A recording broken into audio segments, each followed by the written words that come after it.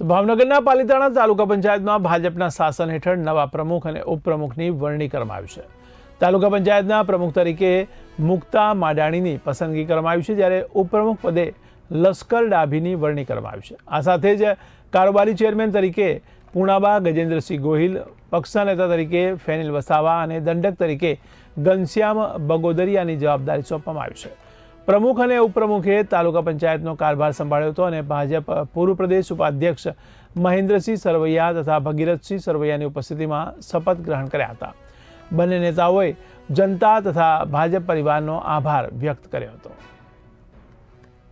પ્રમુખ આજ બન્યા છે મુક્તાબેન ધીરુભાઈ માંડાણી।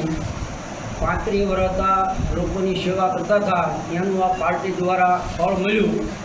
અત્યાર લગન કરેલું કામ મારો વિષય છે કે કોઈ દી જાતું કોઈનું નથી। મારા 13 સભ્યો છે, પાર્ટીના પ્રમુખ છે, ભાજપ છે, બધાનો ખૂબ ખૂબ આભાર માનું છું। અને જે અમને હોતું છે વિશ્વાસ અમારી માથે મૂક્યો છે, તન મન ધનથી બધાનું પણ જેટલું થાય એટલું કામ કરવા પ્રયોગ કરશે। ભારતીય જનતા પાર્ટીના પાલિતાણા તાલુકા પંચાયતના પ્રમુખ તરીકે મને જે પાર્ટીએ મારી ઉપર વિશ્વાસ મૂક્યો છે તે બદલ પાર્ટીનો ખૂબ ખૂબ આભાર। અને જે અટકાયેલા વિકાસના કાર્યો છે, જે બાકી છે એ પૂર્ણ કરવાની પૂરા પ્રયત્નો સાથે અમે પાર્ટીના સભ્યો સાથે રાખીને કાર્યો કરીશું। ભારત માતા કી જય।